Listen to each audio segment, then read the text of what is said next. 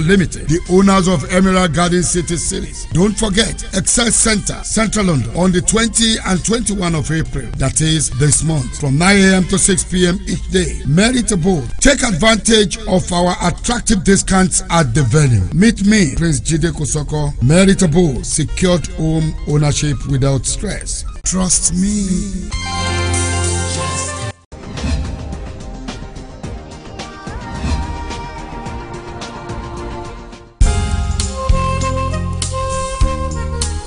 Good news to Nigerians in diaspora. You can become a proud home owner back home in Nigeria without stress or fear of being swindled. Meet me, Prince Jide Kosoko, your favorite Nollywood icon, at the Property Investors and Home Buyers Exhibition taking place at the Excel Center, 1 Western Gateway, Royal Victoria Dock, London E16 IXL. As I introduce you to Merit Abode Nigeria Limited, the owners of Emerald Garden City Series. Don't forget, Excel Center, Central London, on the 20 and 21 of April, that is this month, from 9 a.m. to 6 p.m. each day. Merit Abode. Take advantage of our attractive discounts at the venue. Meet me, Prince Jide Kosoko. Merit Abode, secured home ownership without stress. Trust me.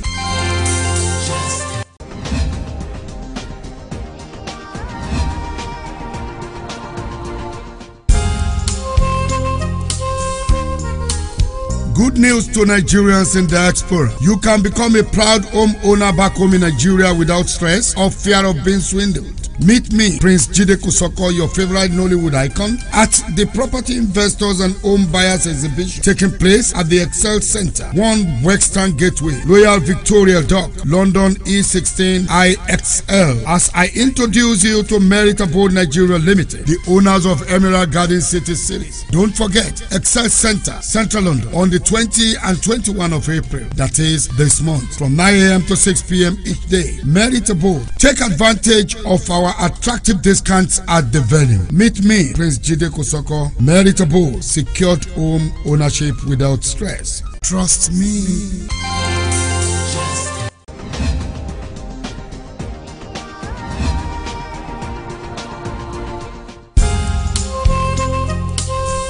Merit Abode Nigeria Limited, number 1B, Alfredo Laya Street, Awuse Estate, Okpebi, Ikeja. Our telephone numbers be 0809 067 3078 and 081 7344 7111. Expecting you.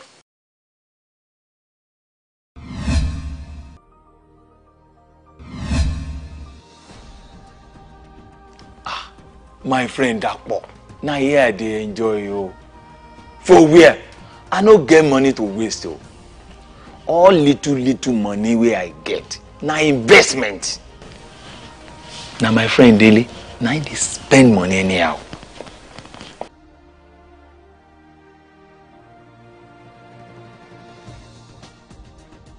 At Merit Abode Nigeria Limited, we have flexible payment plan.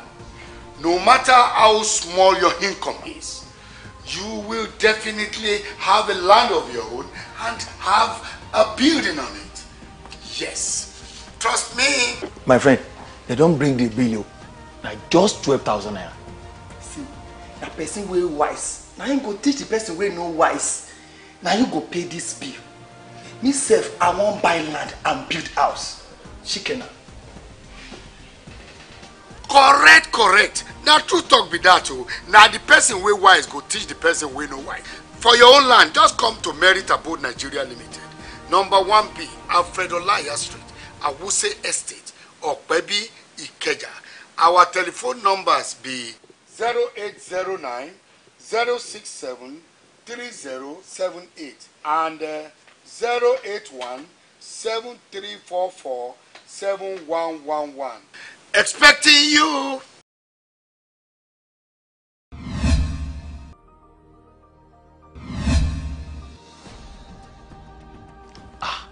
My friend Dakpo, now here they enjoy you. For where? I no get money to waste. Oh. All little money where I get. Now investment. Now my friend Daily, now they spend money anyhow. Good evening, viewers. I'm yours truly, Victor Ola Omowa, holding the slot for yours sincerely, Noble Police, who is the convener of this program. Beyond the Blade. Beyond the Blade is the child brain of Heritage Arrow Foundation, anchored by Noble Police in your favorite TV channel, Noble People Magazine. Our viewers, you'll be requested to be part of this program by phoning in and making a contribution. Our program, the Beyond the Blade, we are here to discuss and to find solution to the impending youth violence in our society. It's obvious from the news that we've had in several weeks and the occurrences that we need to stand up as a community to face this menace once and for all. I'll be inviting my viewers. We believe that this act of violence between our youth is beginning to become a thing of concern. Statistics shows that 50 stabbing, I think it was one last week, 51. In the first quarter of the year, we've had 50 stabbing. And I think that we probably might be equating our statistics to that of New York with the gun violence that occur, that has usual occurrences. I believe that we have responsibility towards these children and our youth in particular. There might be a disconnection that we need to find out and put in place. I've had discussion that bulk of the blame are probably laid on the parents. But I think that when we come together, we could find some other factors that are responsible for the way our society are turned into. We have to look into other factors. As we look at the parental factors, we look at the school curriculum factors. We are also going to be looking into even the government regulation factors, things like that. Then, what about the empowerment of these kids after education? Understanding that each one has different level of assimilations, of acquisitions of education, and they're meant to fit into our society. I believe that when we come together as a community, both the parents, the government, the faith community, a professional community, we will find a lasting solution to this situation. Right now, there have been prayers going on, there have been gathering going on, there have been all forms of occasion to harness these efforts from different sectors. And if you're watching me right now, like I said, you could give me a call. You could call us and tell us what you feel and what you think we can do about stemming this knife crime in our society. I want to start this meeting briefly. I believe that the scripture says in Psalm 123, in verse 3, said that children are the heritage of the Lord, and the fruit of the womb is his reward. It also says that as the arrow are in the hand of the mighty, so are children of the youth. Happy is the man that hath his quiver full of them. They shall not be ashamed, but they shall speak with the enemies in the gate. The analysis of these scriptures tells us the powerful position that God has placed the children, as small as they are, and even as our youth. If you read it carefully, it says that they are the heritage. And that is where the name of our foundation, the Heritage Arrow was taken from.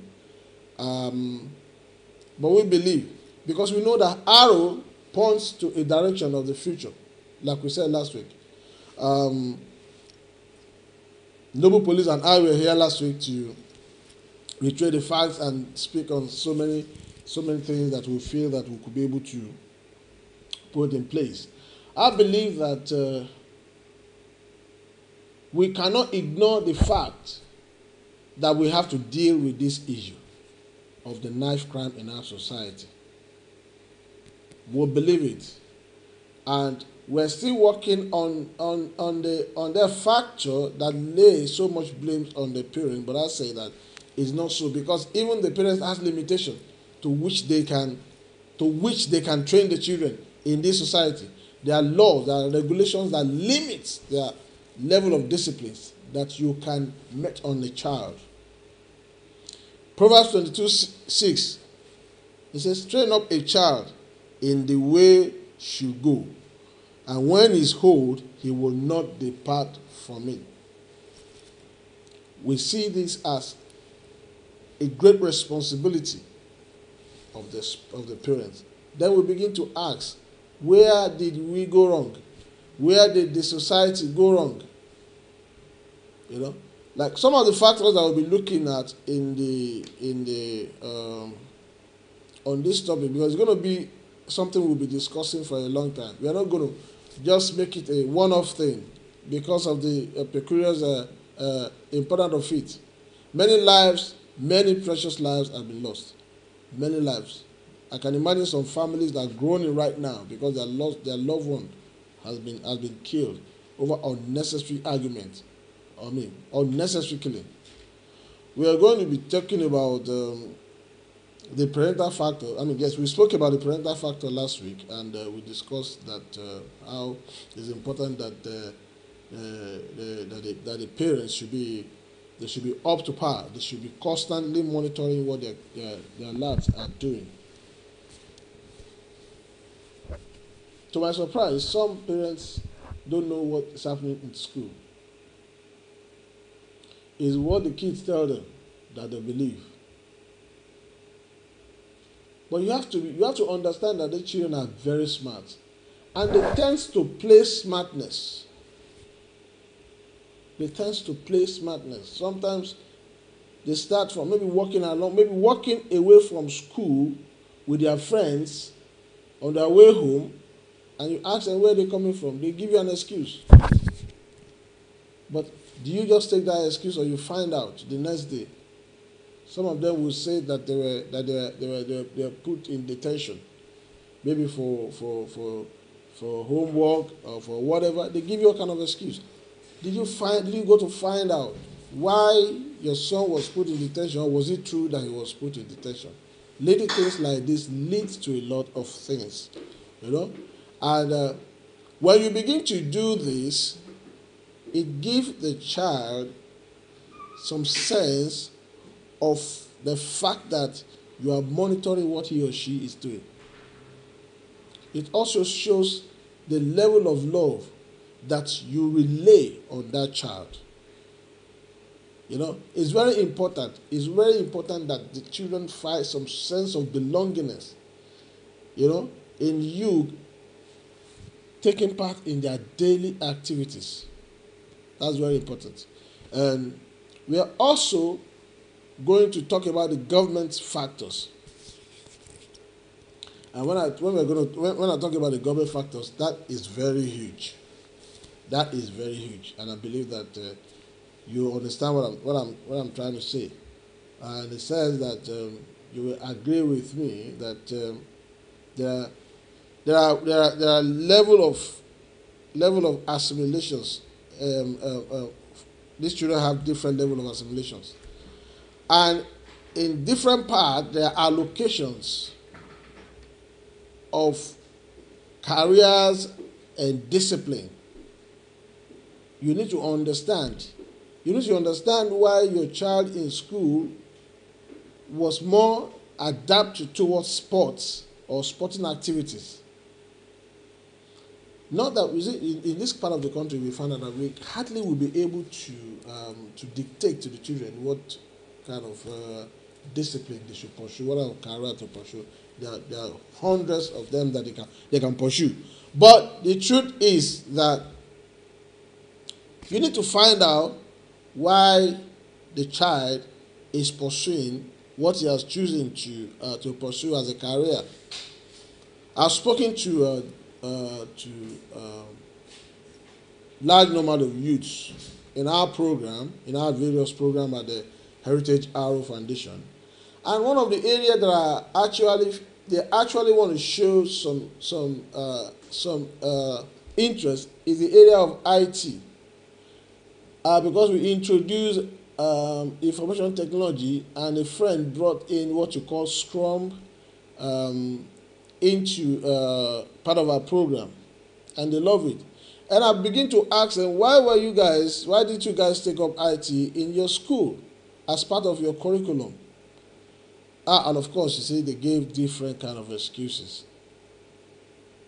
None of them ever show any incompetence in the knowledge. None of them. They love it. They knew that it is the new thing. They knew that it is a futuristic thing. You need to have it. You need to have knowledge of information technology for the future. And because of that, we had to, really introduce the IT program, because it cut across every other discipline. As we speak, we're also going to be discussing the societal factors. What part is the society playing? What we talk about our culture. Some people feel that we could have imported our culture into this place, and that probably would have helped the kids to grow up. What is your view about that? Some people believe that there are things that are required that the children are lacking, considering the fact that the working environment here do not permit the parents enough time, except you want to sacrifice, and that's where that word sacrifice comes in. To be able to bring up your kids in this country in the way that you want them to grow in, then you must be ready to sacrifice. We mentioned that last week, and I think a lot of our viewers agree with us. It takes a lot of the fact it becomes a focus of objective. That is the only way out. Otherwise, you have 12 hours work. Your 12 hours work become 14, become 16. By the time you get home in the morning, the kids are gone to school. By the time they come back from school, you are off to work. So what time do you have to nurture these children? What time do you have? And invariably, you see, these children have this proclivity towards each other in terms of the fact that they now begin to see each other every day. They begin to counsel each other, begin to console each other,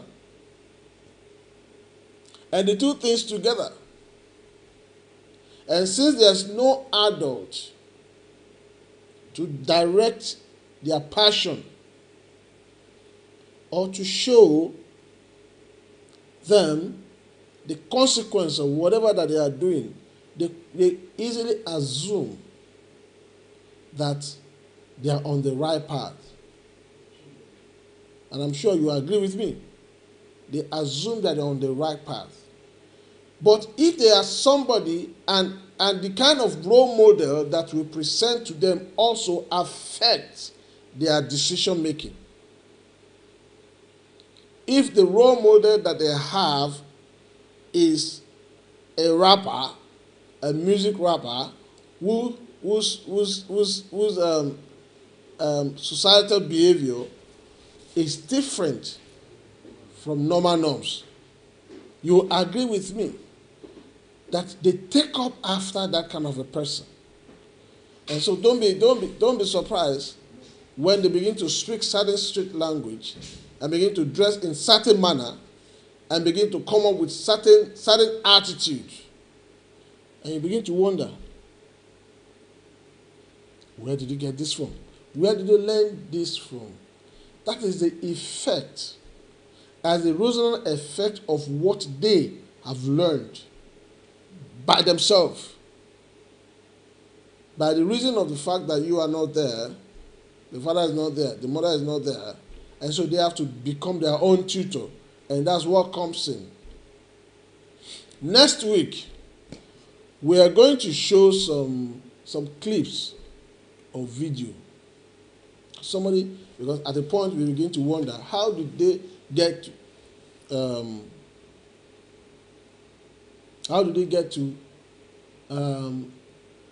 recruit these boys? Now, before I get to that, somebody was saying that if we want to beat the knife crime, we must stop the post-wars, the post-code wars.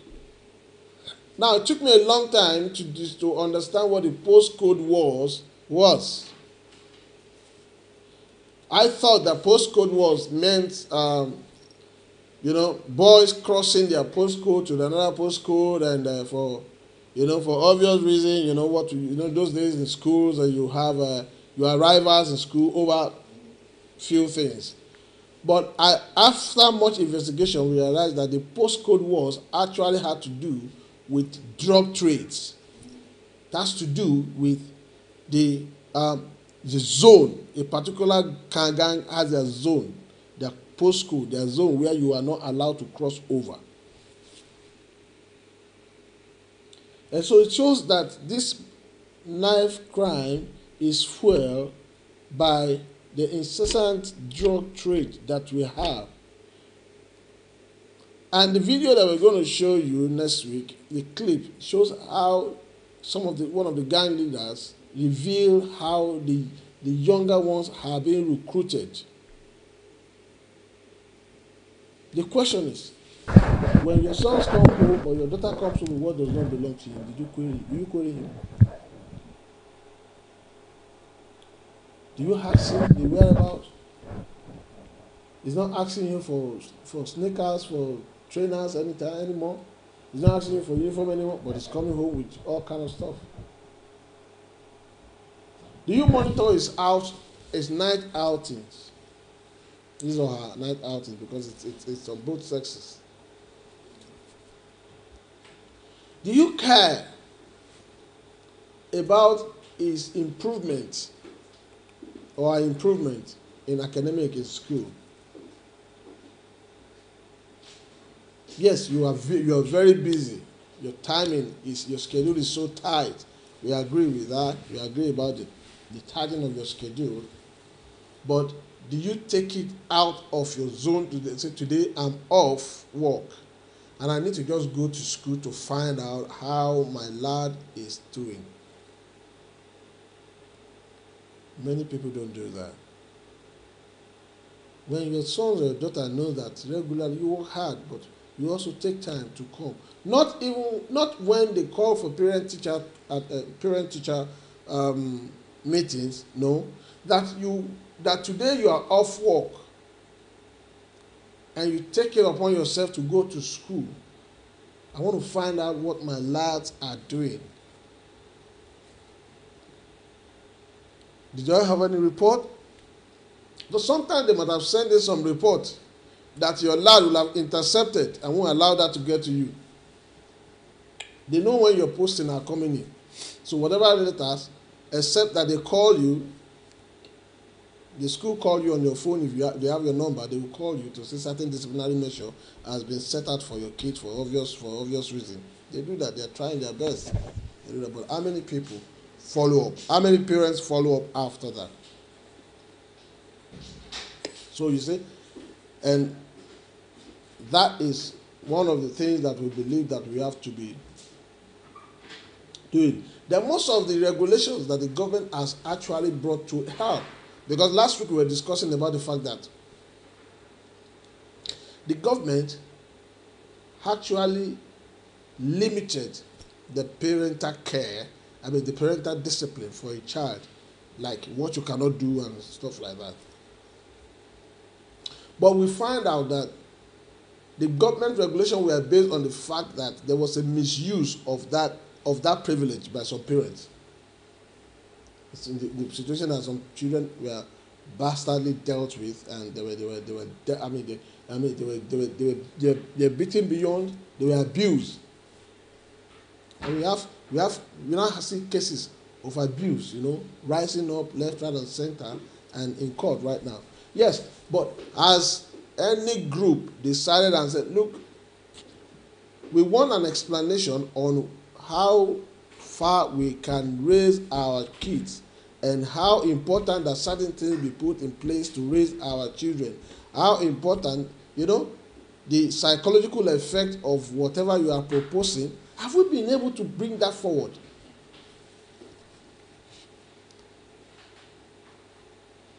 And I know very well that kids love the fact that you train them. You see, when you train a child with love, it goes a long way. When you show love to a child, so when the child erred and you met out some discipline, he or she will understand the fact that you are disciplining them for what they have done. Because the same Psalm 22:15 says, there is foolishness is bound in the heart of a child. Foolishness is bound in the heart of a child. But the rod of correction shall drive it far from him. Now, the rod of correction might just be word from your mouth. The fact that you show concern, the fact that you show anger, you show you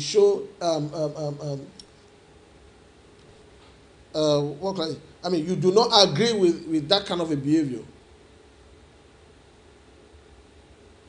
And in the same moment, you are also putting the lads in the right, directing the lads putting in the right direction. But you see, it takes effort. It takes effort. Next few weeks, there's going to be a rally, and we're going to be, with a group. I think when the Noble Police comes in, there's a group that they do the advert. They run the advert on a regular basis. They're going to run the advert. Now, having gone through, they're going to do that rally and come back. What will be the after effect of that rally? Are we going to stand as a community to say, yes, we want to take our community back? We need to take our community back. We need to let our children, we need to raise the value system for our children to understand. They need to understand. They need to have a focus, a purpose. You see, as they grow, they must have a purpose. They must understand that a lot, the Bible says that they shall not be ashamed. What have we put in place for these children not to be ashamed? In what way have we equipped them? Oh, we let everything flow. Education sounds free, yeah, everything free. But you need to understand that the person that is giving you education has also earmarked demarcation, how he wants things distributed. We have the education free, yes. We don't pay for this, we don't pay for that. But you can imagine the over 20 of the youth in our foundation who all did not have the knowledge of IT, but yet that is what they want to do. But they've passed through schools. And so it takes effort of the Heritage Arrow Foundation now to draw them out of various jobs that they do. Some are working as a cleaner, some are working in Tesco, some are working in Sainsbury, to put them in the IT class and begin to teach them what they really want, they desire to do, but because they don't have that opportunity in school, by reason of subject selections. These are things that we need to find out. These are things that we need to do. These are things that we need to walk into, to find, to see. We cannot begin to say this is what the government says. Yes, the government has its own they have their program, they have their purpose. Mind you, as we are sitting down here, we are all immigrants. We came here for a purpose. And as soon as we set here for a purpose, you must understand that the people that we came to meet here already set out what they think, how they think we are useful for them. The area that they know that we are useful for them is what they will allocate us into. But as we begin to gain more knowledge and more information, what exactly are we beginning to make available for these children? Last week I discussed about a scripture in Exodus chapter 3 verse 21.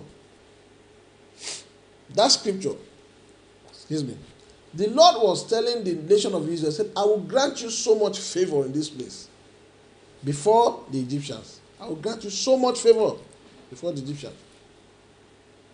He said, you will go and borrow their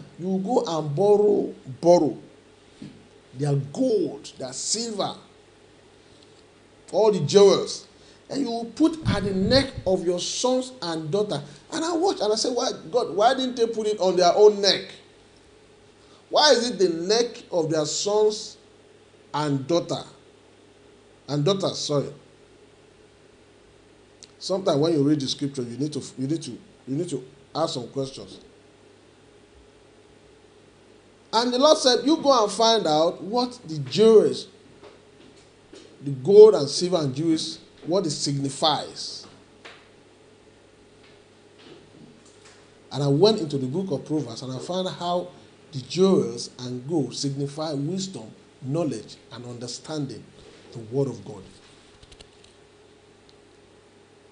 So it gives them knowledge, wisdom. They should seek them. And you see, when you go, you see, Egypt. Let's bring Egypt here. Egypt is a place that had been so developed.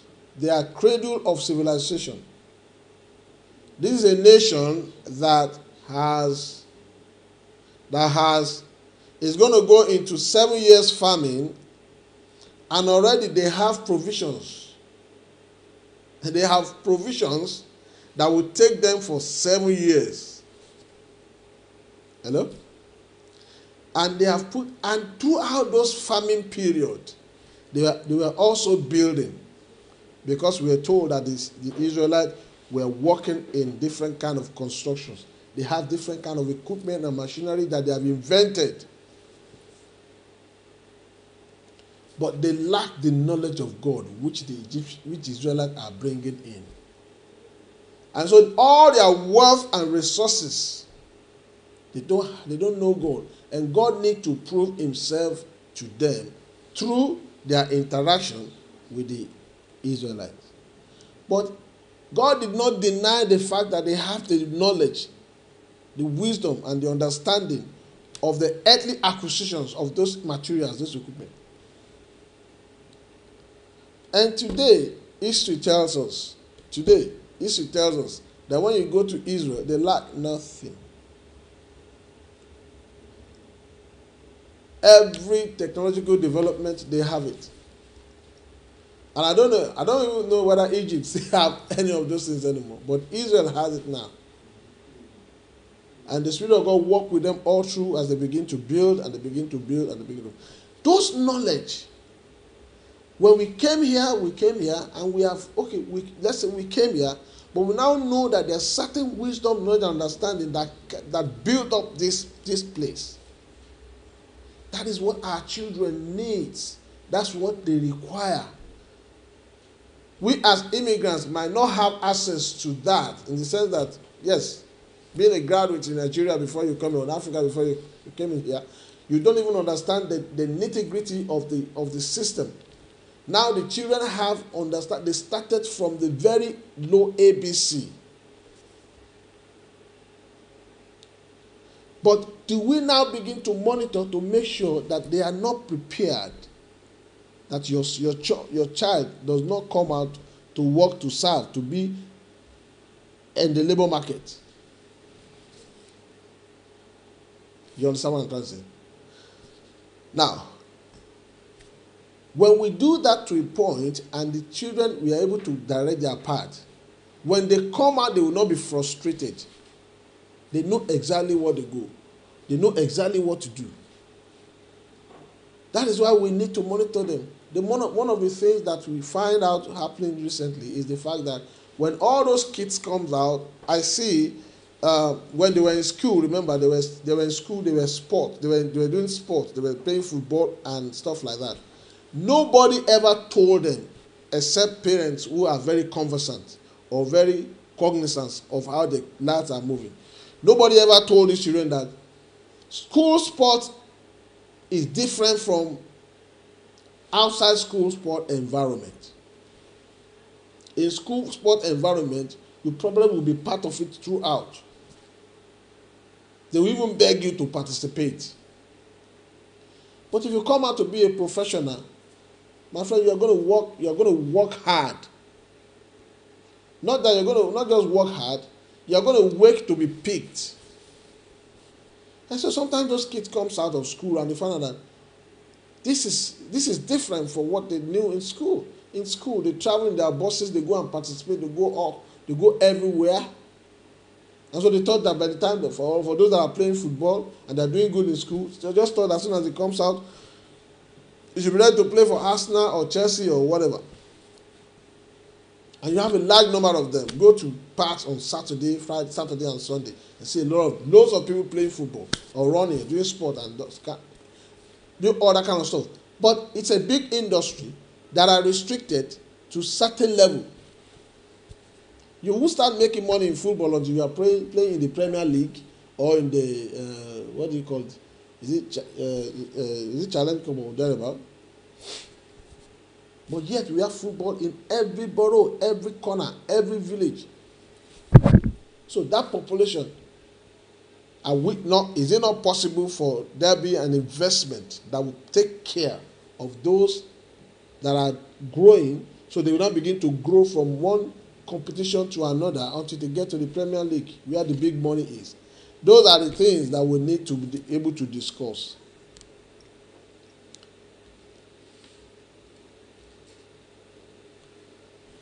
Somebody say deliberate economic disempowerment or regulation against African migrant here. Okay. There could be that. But once we know it, the internet has made things open for everybody. If you go on internet, you can study any career. You can study any program. It's there on the internet. So even if there's a deliberate economic disempowerment, at least you'll be able to acquire that education. I know that the banks also do whatever, but we'll come to that. We'll sit down and come. Those are some of the areas that we'll need to proffer solutions to be able to see how we can be able to tackle this violence. Because the reason why this violence is so much is because of the consideration that is attached to it. People don't just go out, stabbing each other for nothing. There is a consideration attached to it. There is an empowerment that is attached to it. This kind of thing is what draw them into gang. How are we going to ensure that these youth are empowered in their choosing profession?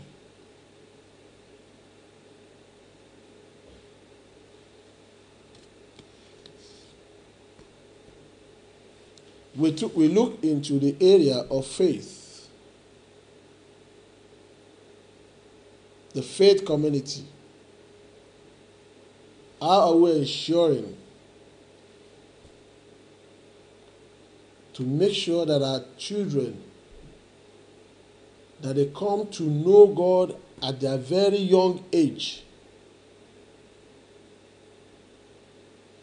that they know the word of God, that they know the word of correctness, that they will follow it, and that when they grow up, they will be able to make their way prosperous, like we are told in Joshua chapter 1 verse 8. We spoke last week that how many parents have time to even pray with their children. And that baffles me.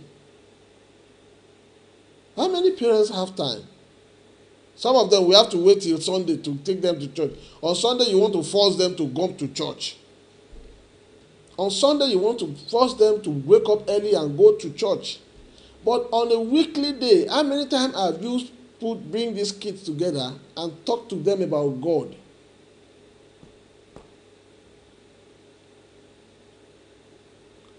Because that is the only way you can train up a child in the way that it should go. Okay. If you look at this scripture very well again, I could say that your child is going to become exactly what you have trained him or her to become. Because when the Bible was saying train up a child in the way that it should go, when his old will not depart, it's talking about the fact that they will follow the concept. They will follow the teaching. They will follow lay down regulations. They will follow the counsel of God as they grow up. Praise the Lord. I believe that this program will help us.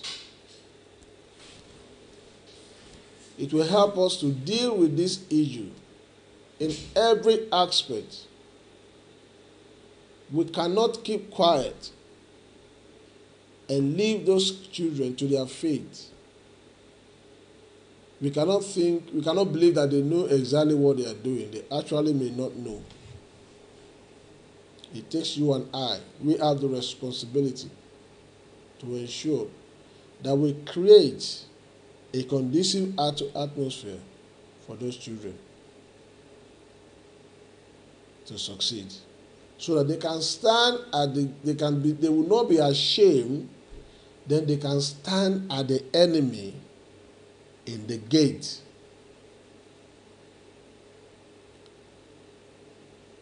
You can say that I'm still dealing with that Psalm 103. So they will not be ashamed. We have discussed that. We said they shall speak with the enemies in the gate. Who are the enemies? Who are the enemies that your children will have to speak at in the gate? When you look at things very well, when you came into this country, you knew what you went through. You know how you are to suffer. You know what you are even still going through right now to bring up these children. You know how you want them to be something to measure up with. You know how you want them to be successful in their career, to go to university and become successful, people. You know your desire for these children. You want them to be able to walk in one day and hug you and say, Mommy, this is what I bought for you. Mommy, I'm giving you this. You want them to be successful. You want them to prosper. Is it? They are going to be speaking against your enemy, their poverty. They are going to be speaking against lack. They are going to be speaking against the privation. They are going to stand at the gate. The gate represents the place of decision making. So you see, God gave us children so that we can train them, so that they can become the prosperity that we desire in future. They can become something that we'll be proud of. They are His heritage. So how prepared are you? You go through this scripture, Psalm 127 verse 3 very well. Then you begin to see, even though it is written that except that the Lord build a house, the builders they build in vain. We require God all the way to be able to fulfill. We require His counsel, we require His leading We need the help of the Holy Spirit to help us. We cannot assume that these children know what to do. Then you have to consider the fact that they have peer pressure outside. So that is why the Yoruba people, ẹ sọ pé tójú tì yẹ làparò fi ń ríran. That is, it takes everything that you have. It takes everything that you have to do this. If we want to beat knife crime, we must stop post-Cold War. If we want to beat knife crime, we must start to take cognizance. We have to take responsibility over our children, over our youth. We must start to ensure that the environment that they are in are conducive enough. We need to question what the government is providing for them in their environment.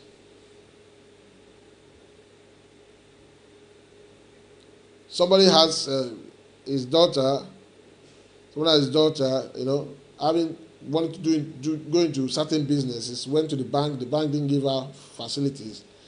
But she could point out that her friends, whom she went to school with, of course, got that facilities.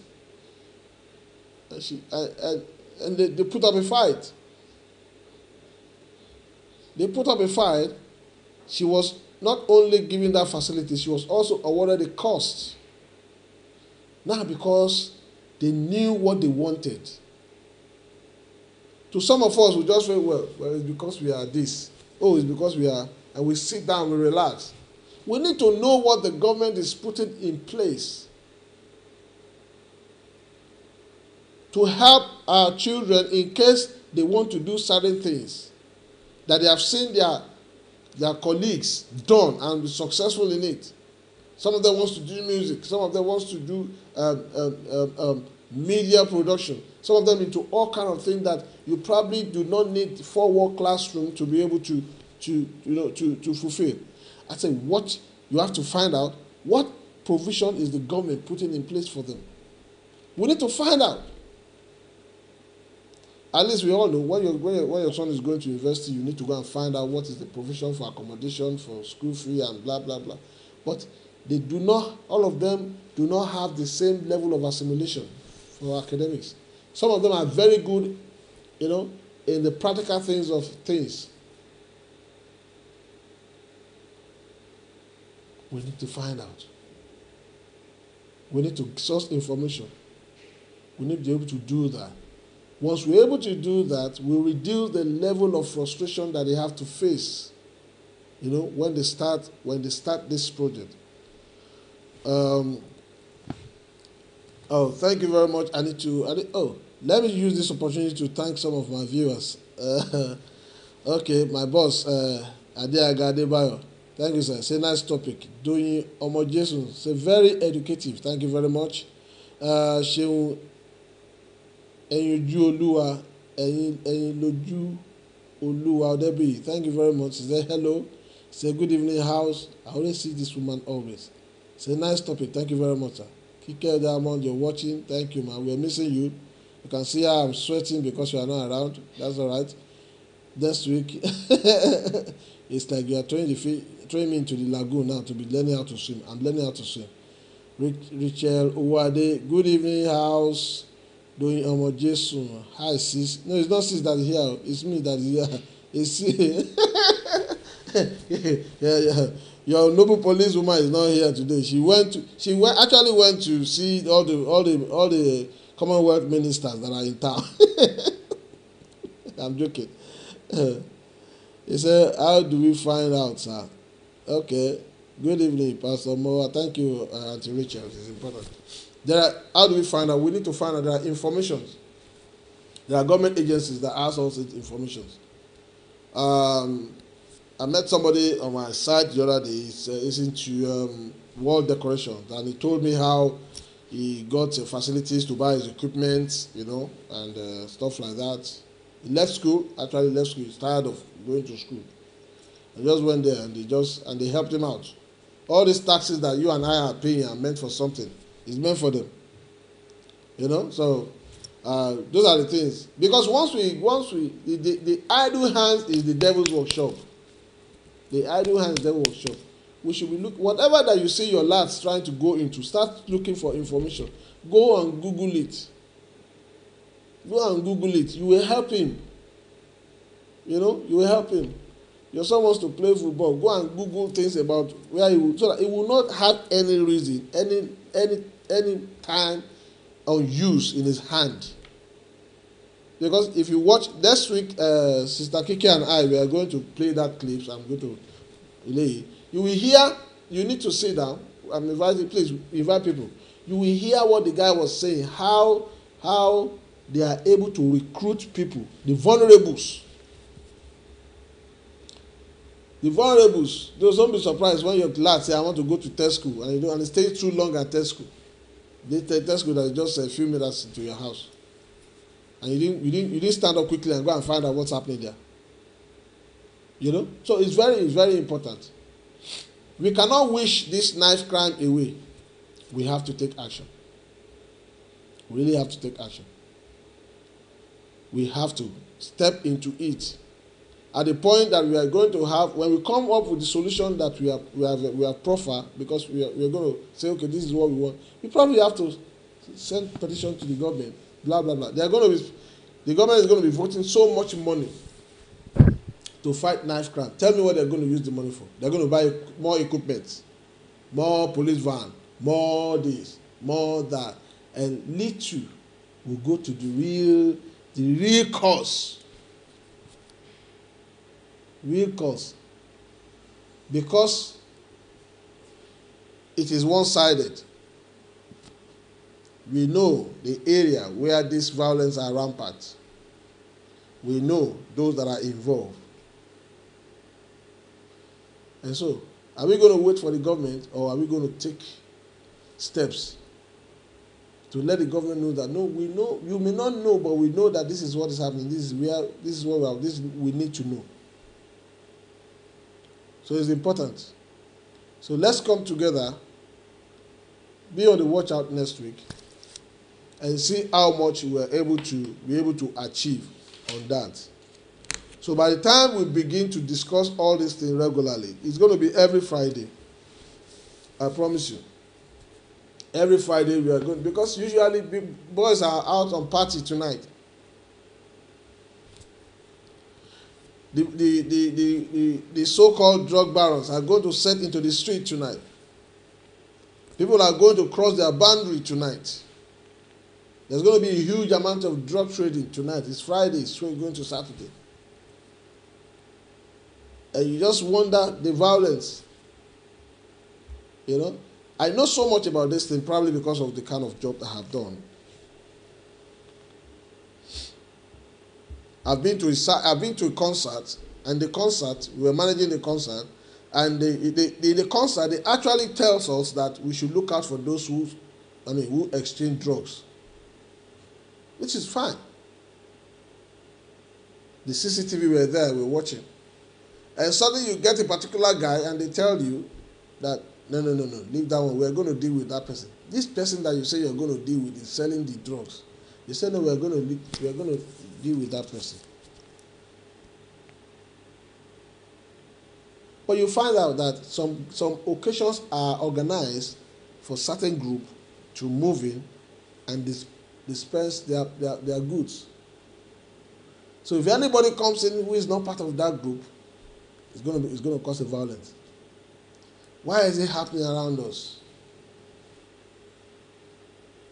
Because we have allowed them to be the one to empower the resources. You know, a lot of people do not. Do you know that your children are your investments? They are the greatest investment that you have.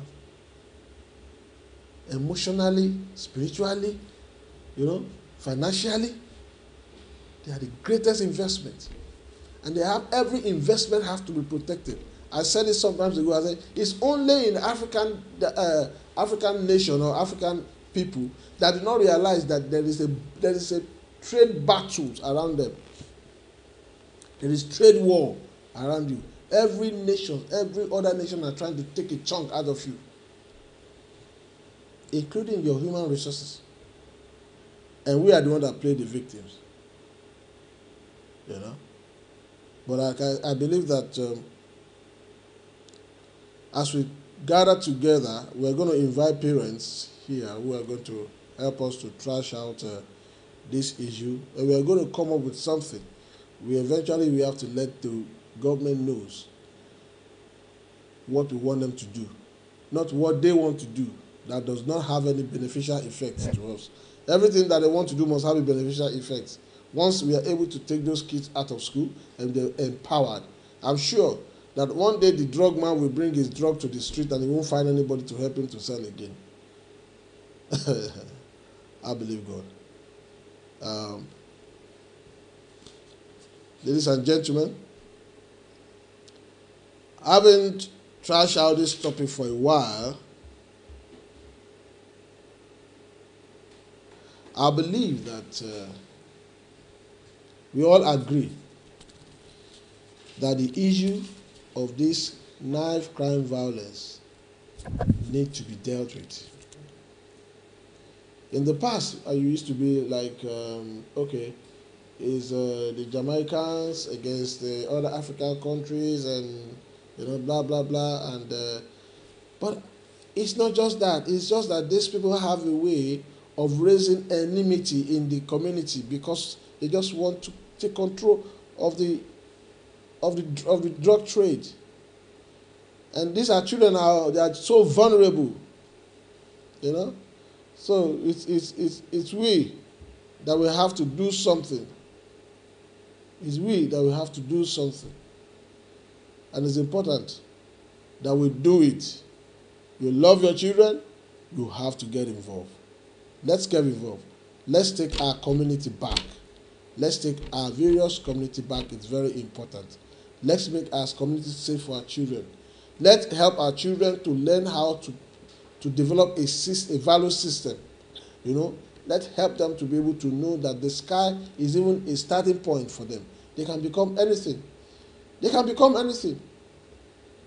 Someone say, oh, that might be difficult for a black man to be. No, that is if you make them to believe it. They can be anything. They have the ability, they have the intelligence, they have the capability to be anything in this country. I bet you, whatever system, even system crumbles when it comes in contact with intelligence. I bet you, system crumbles. That is the reason why if you see them, they see one of your kids that are doing very well, they have a way they put their investment on him or her. It tells you that system crumbles. When we begin to teach our children to have a value system, you know, the system will definitely crumble. It might take a time, but you see, consistently, it will crumble. So ladies and gentlemen, I'm going to be signing out now, and I believe that next week is another wonderful day that we believe that the Lord has made. I believe that by then, if you watch and you will watch this program, you will know that we have so much to talk about. We have so much to expose. We have so much to reveal. Then we have so much to learn. We cannot, like I said, wish these things away. Let us spend much time together to develop our community and make our environment safe for our children. Let's spend less time on all the parties that we are holding every weekend. Let's invest back into our community, in the life of our children. Let's help them to develop economy, you know, help them to develop self-respect and self-prestige for each and every one of them. Thank you very much, viewers. Until I see you next week, hopefully with our noble police, Sister Kiromo, I remain yours faithfully. God bless you and have a good night. Thank you.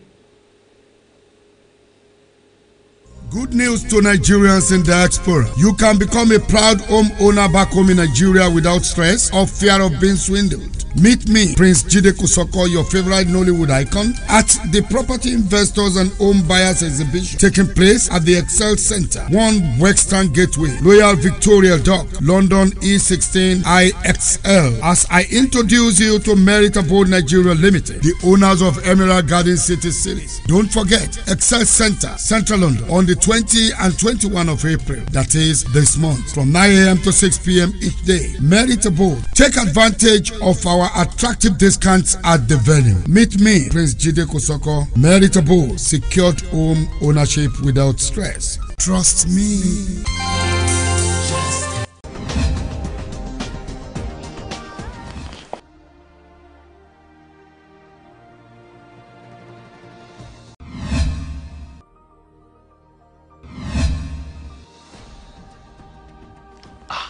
My friend Dakpo, now here they enjoy you. For where? I no get money to waste. Oh. All little money where I get, now investment. Now my friend Daily, now they spend money anyhow.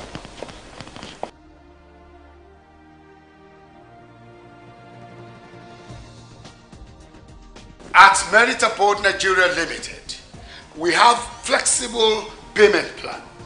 No matter how small your income is, you will definitely have a land of your own and have a building on it. Yes. Trust me. My friend, they don't bring the bill. Like just 12,000 naira. See, that person wey wise. Now you go teach the person wey no wise.